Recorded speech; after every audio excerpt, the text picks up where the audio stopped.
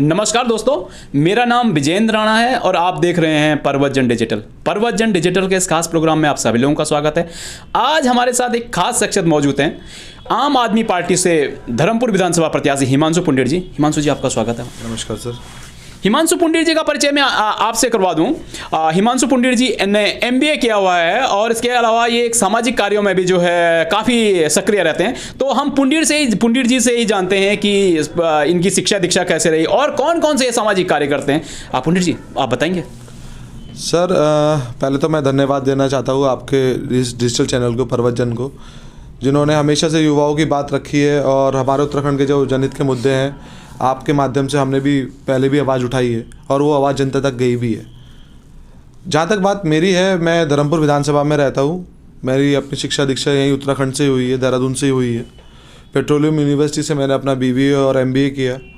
उसके बाद मैंने दुबई में भी जॉब की। लेकिन मेरा शुरू से एक जनहित के कार्यों में, जन सेवा का एक मन दिल से रहता था कि मैं भी अपने आप को किसी ऐसे काम में बिज़ी रखूँ जिसमें मेरा दिल करता है। तो फिर मैं वापस आया, अपना इंडिया वापस लौटा दुबई से। वहाँ से आने के बाद मैंने कांग्रेस ज्वाइन करी और साथ में मेरी एक सामाजिक संस्था है, अपना रोटी बैंक, जिसमें हमने शुरू से 2014 से लगातार काम करते आ रहे हैं। फिर मैं सक्रिय राजनीति में रहा, कांग्रेस में रहा, उसके बाद मैं अन्य दलों में भी रहा। उसके बाद फिर जब मुझे लगा कि उत्तराखंड के अंदर दोनों दल एक जैसे हैं, तो फिर मैंने राजनीति छोड़ दी थी। 2020 में ऐसा हुआ कि मुझे हमारे कलेर साहब हैं, जो पूर्व प्रदेश अध्यक्ष रहे हैं आम आदमी पार्टी से, उनसे मेरी परिचय हुआ, उनसे मेरी मुलाकात हुई। तो मुझे लगा कि एक उत्तराखंड के अंदर भी एक ईमानदार राजनीति आनी चाहिए। तब मैंने निर्णय लिया कि अपना आम आदमी पार्टी को मैं ज्वाइन करता हूँ। और फिर हमने पार्टी के अंदर रह के इनकी रीति नीति को देखा, किस तरह ये जनता में काम कर रही है, किस तरह दिल्ली के अंदर इन्होंने विकास किया है।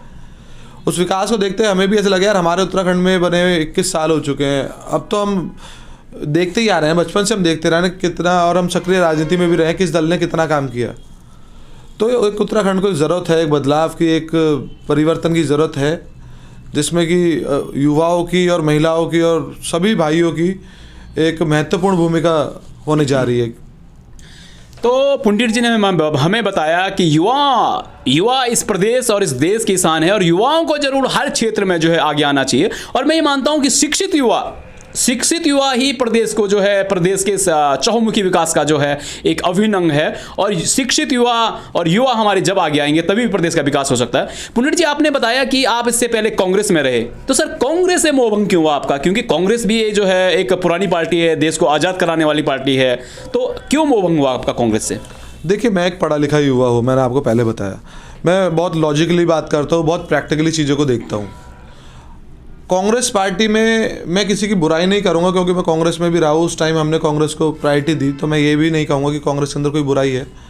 लेकिन मैं ये ज़रूर कहूँगा, जो एक विजन है ना, विजनलेस पार्टी है, एक परिवारवाद वाली पार्टी है, जिन युवाओं को सामने आना चाहिए था, उन युवाओं को मौका नहीं मिल पा रहा है, वो गांधी परिवार से ही नहीं छूट पा रहे हैं।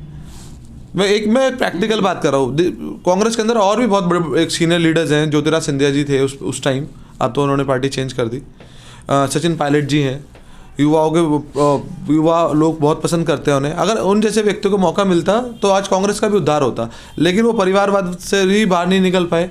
दूसरा, हमारे उत्तराखंड के अंदर जो देखी जाए, उत्तराखंड में हमने कांग्रेस के अंदर देखा कि एक ही पार्टी के अंदर 3-3, 4-4 गुट हैं। आज भी देखो, आज भी आपको प्रीतम गुट अलग मिलेगा, हरीश रावत गुट अलग मिलेगा।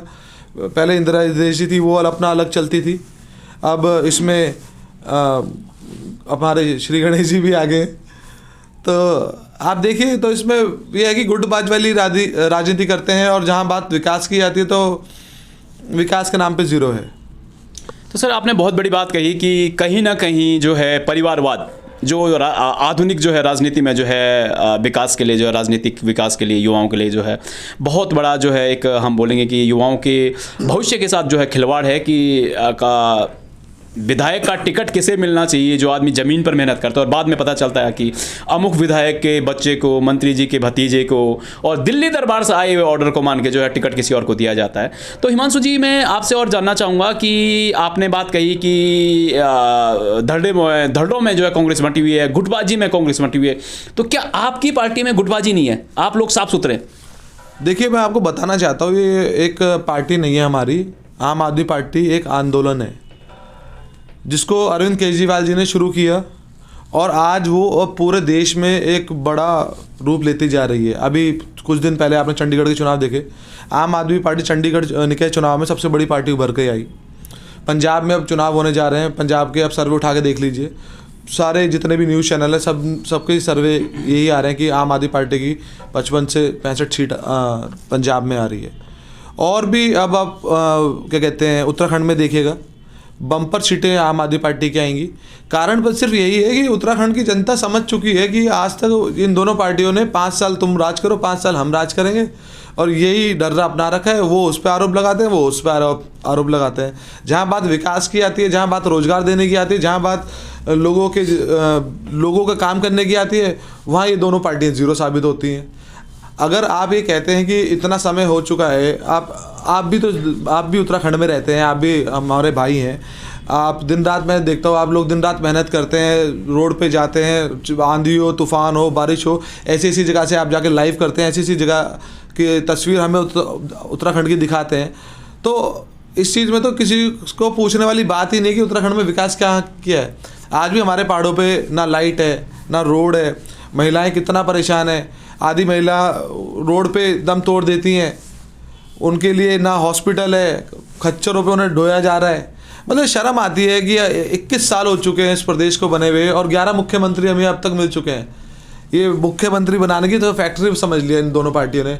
ना कांग्रेस भी सेम ऐसी है और भाजपा भी ऐसी है। अपना टाइम सीधा करेंगे, टेन्योर सीधा करेंगे कि हाँ जी हम इतना टाइम काम करें, इतना टाइम तुम काम करो, इतना टाइम हम काम करते हैं। और उत्तराखंड का विकास तो क्या ही हुआ है। और आप इन मुख्यमंत्रियों के बारे में उठा के देख लो, इन बड़े बड़े जो नेता लोग हैं इन्हें उठा के देख लो, इनके बड़े बड़े कॉलेजेस हैं, मेडिकल कॉलेजेस हैं बड़े बड़े नेताओं के, बड़े बड़े स्कूल्स हैं नेताओं के। और जहाँ बात सरकारी अस्पतालों की आती है तो वहाँ की स्थिति ऐसी होती है कि आप मजबूरी में भी आप अपने इलाज वहाँ नहीं करवा सकते। सरकारी जो स्कूल हैं उसकी हालत ऐसी है कि आप उस स्कूल की हालत देख के आप कभी नहीं चाहोगे यार मेरा बच्चा इतने रिस्क में पड़े कि इसका लेंटर कभी भी गिर सकता है।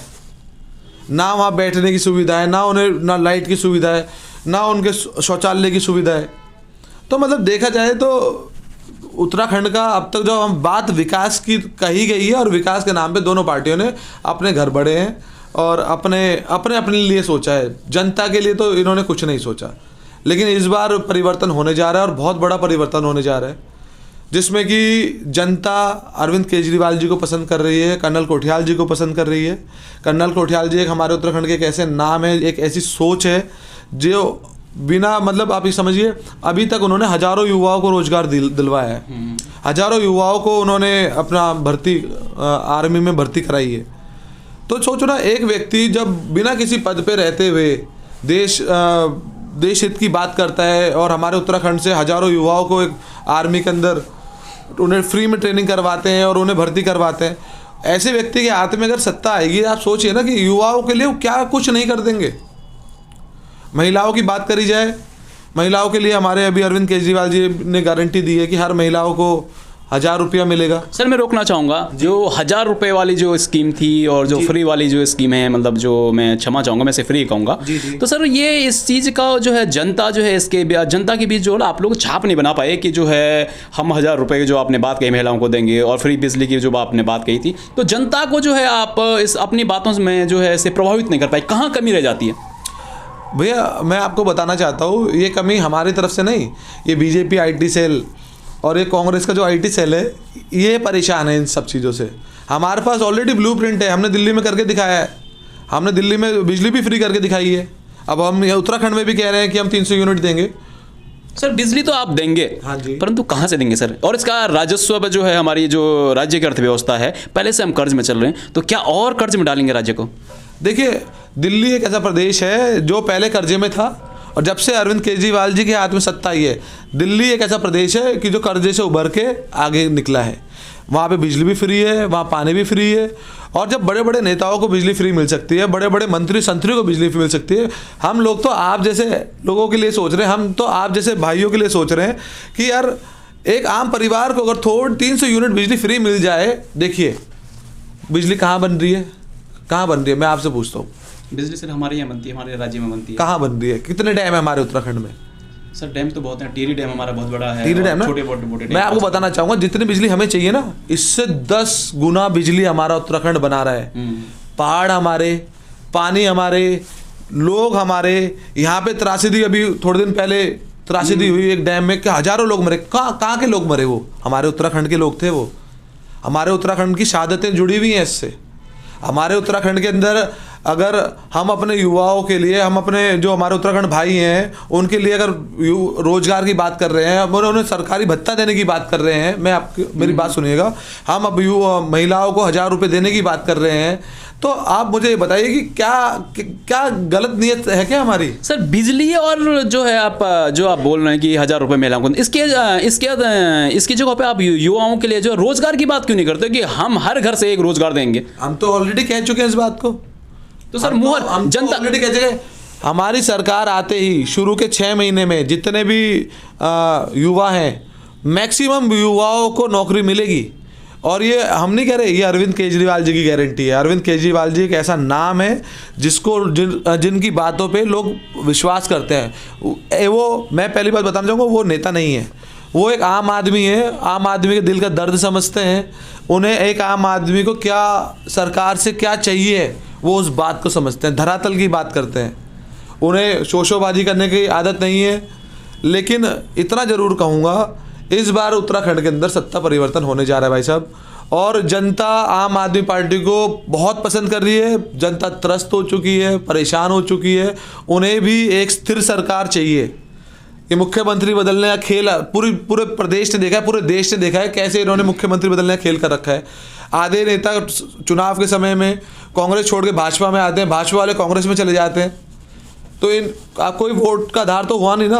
आपने वोट कांग्रेस को दिया और वो नेता पैसे लेके भाजपा में चले गया, आपका वोट कहाँ गया? सर मैं क्षमा चाहूँगा, अगर इस बार जो है आपकी 2-4 सीटें आ जाती हैं तो आप लोगों ने भी जो है, अगर सरकार की बैसाखी बन गई, आप स्थिर सरकारों की कमजोर सरकारों की बैसाखी बन गई, तो फिर जो है जनता के सामने सर आप क्या जवाब दे रह जाएगी? देखिए, पहली बात तो मैं आपको बताना चाहूँ भाई साहब, इस बार हमारी पार्टी में से बहुत अच्छी सीटें आ रही हैं। आप कह रहे 2-4, आप भी यही हैं और हम भी यही हैं। नहीं सर, हमने ये बात हमने करी है, टीवी के जो है न्यूज चैनल के सर्वे बता रहे हैं। न्यूज चैनल के सर्वे, दिल्ली में भी यही सर्वे बता रहे थे। जब दिल्ली में चुनाव हुए, दिल्ली में भी यही सर्वे बताया जा रहा था कि दिल्ली के अंदर 3 से 4 सीटें आएंगी। पहला चुनाव हुआ, 28 सीटें आई। मात्र 6 महीने के अंदर दोबारा चुनाव हुआ, 67 सीटें आई। उसके बाद दोबारा चुनाव हुआ, 64 सीटें आई। कुछ काम कर रहे होंगे भाई, तभी तो सीटें आ रही हैं। उन्हें जनता को दिख रहा है काम हो रहा है दिल्ली के, तभी तो वो बम्पर वोट से जीत रहे हैं। भाजपा ने एड़ी चोटी का जोर लगा लिया दिल्ली में अपनी सरकार बनाने के लिए। रिजल्ट सबके सामने आया। कांग्रेस के हाथ में सत्ता थी 15 सालों से, शीला दीक्षित जी थी, उन्हें सबको लगता था इन्हें हराना नामुमकिन है। लेकिन एक आम आदमी ने आके, अरविंद केजरीवाल जी ने आके उन्हें हरा डाला, क्योंकि जनता को दिखा है उनके पास, अरविंद केजरीवाल जी के पास विजन है। सर मैं रोकना चाहूँगा, सर एक चीज़ मैंने देखी है, केजरीवाल जी और आम आदमी पार्टी जहाँ जीत नहीं पाती है वहाँ ईवीएम पर अपना ठेकड़ा फोड़ देते हैं कि ईवीएम की जो है सेटिंग है, ईवीएम सेट है, भाजपा ने ईवीएम सेट कर दिया, कांग्रेस ने ईवीएम सेट कर दिया। तो क्या कहेंगे आप? देखिए, मैं इस पर कोई टिप्पणी नहीं करना चाहूँगा। मैं एक पढ़ा लिखा युवा हूँ। अगर कहीं कोई अगर गड़बड़ कर भी रही हो, आपको पता ही ये बड़ी पार्टियाँ भ्रष्टाचार फैलाने में नंबर 1 है। ये ईवीएम की बात तो बहुत छोटी है, ये तो मैं कहता हूँ ये कुछ भी करा सकती हैं। ईवीएम की बात तो बहुत छोटी है, ये कुछ भी करा सकती हैं। हमारे देश में हमारे सैनिक 40 सैनिक पुलवामा में शहीद हो गए। कहाँ है उसकी जानकारी? किसने कर दिया? जब बात मुद्दे की आती है, अभी बिपिन रावत जी की हेलीकॉप्टर दुर्घटना में वो हो गई, मृत्यु हो गई। कहीं उस बात है कैसे हुई, इतनी बड़ी चूक कैसे हो सकती है? और अभी पंजाब में कुछ हुआ भी नहीं, रास्ते में जा रहे थे, वहाँ लोग कम थे, उनकी रैली फ्लॉप होने जा रही थी, तो एक बवंडर रचाया कि मुझ पे अटैक हो गया। आप समझ रहे हो देश किस दिशा में जा रहा है? ये एक ड्रामेबाजी है, ढकोसलेबाजी है। और इसके अलावा कुछ भी नहीं है। सर बात राजनीति की करते हैं, इस बार जो है आप धर्मपुर विधानसभा से जो है मजबूत ताल ठोकने जा रहे हैं, तो सर भाजपा के दिग्गज जो हैं विनोद चमोली जी, कांग्रेस से जो हैं आपके शर्मा जी, तो सर कैसे जो है आप इनसे जो है लड़ेंगे? मजबूत दावेदार हैं, लंबा राजनीतिक अनुभव है, मुझे लगता है जितनी आपकी उम्र होगी शायद उतना तो जो है वो राजनीति में जो है अपना राजनीतिक कार्यकाल उनका रह चुका होगा, तो सर कैसे लड़ाई लड़ेंगे इस बार? देखिए, हमारी विचारों की लड़ाई है, हमारी लड़ाई सिद्धांतों की लड़ाई है, हमारी लड़ाई विकास के लिए है, हमारी लड़ाई एक उस आम आदमी के लिए है जो बड़ी मुश्किल से अपने बच्चों को सरकारी स्कूल में या प्राइवेट स्कूल में पढ़ा रहा है। हमारी लड़ाई आप जैसे युवाओं के लिए है जो दिन रात काम कर रहे हैं, अपने लिए ईमानदारी से अपने घर का पालन पोषण कर रहे हैं। हमारी लड़ाई उन सब लोगों के लिए है जिन्हें सरकार से कुछ अपेक्षाएं हैं, और कुछ अपेक्षाएं में भी क्या होता है, उन्हें अच्छी सुविधाएं मिले, बिजली टाइम पे मिले, पानी टाइम पे मिले, साफ जल मिले, अच्छी रोड हो, अच्छे अस्पताल हो, अच्छे स्कूल हो, युवाओं को रोज़गार मिले। हमारी लड़ाई तो इस चीज़ की है। और जहाँ तक बात आई, मैं बहुत आदर करता हूँ चमोली जी का, और मैं आदर करता हूँ अग्रवाल जी का, और लेकिन मैं ये ज़रूर कहना चाहूँगा, ये लड़ाई विचारों की लड़ाई है। और इसमें तो आपको पता है, जब शीला दीक्षित जैसी 3 बार की मुख्यमंत्री हार सकती है, तो मैं ज़्यादा बड़ी बात तो नहीं कहूँगा, लेकिन यह है कि इस बार आम आदमी पार्टी दिखा देगी आम आदमी पार्टी क्या कर सकती है।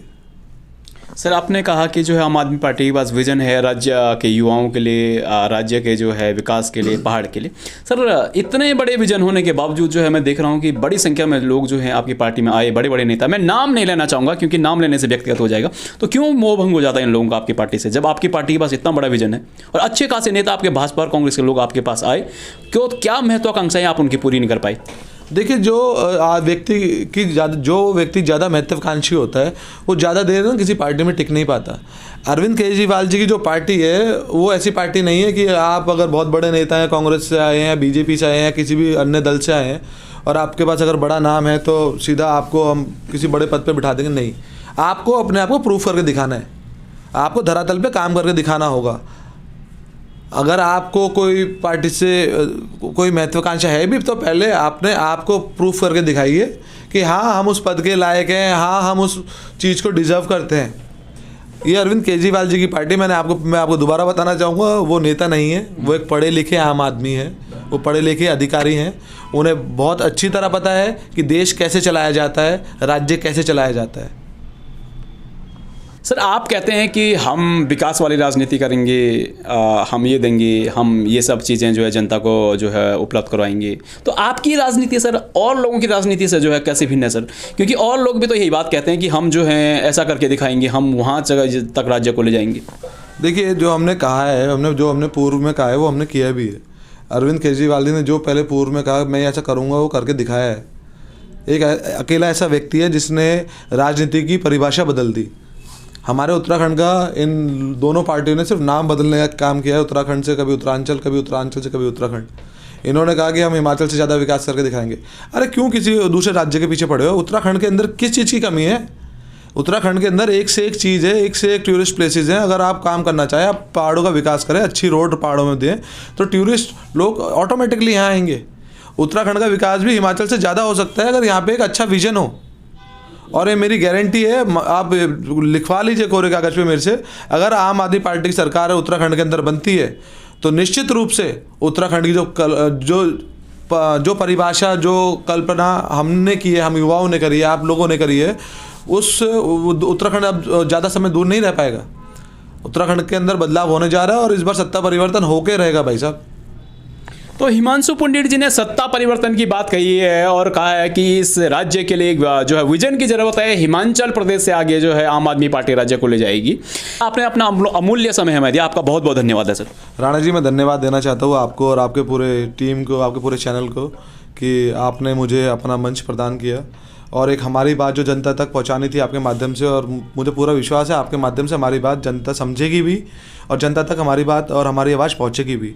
और मेरी जनता से भी एक अपील जरूर करना चाहूँगा कि एक मौका है, आपने दोनों पार्टियों को भरपूर मौके दिए हैं, लेकिन एक मौका आप लोगों को, अरविंद केजरीवाल जी को, कर्नल कोठियाल जी को जरूर देना चाहिए, ताकि एक मौका आम आदमी पार्टी को भी मिले, ताकि आम आदमी पार्टी आपको प्रूफ करके दिखाएगी जो आम आदमी पार्टी करती है, जो बोलती है, वो धरातल पे आपको करके दिखाएगी। धन्यवाद सर। तो आप देखते रहिए प्रवचन डिजिटल। प्रवचन डिजिटल के अगले साक्षात्कार के इस अंक में हम किसी और एक शख्सियत के साथ मौजूद रहेंगे। धन्यवाद।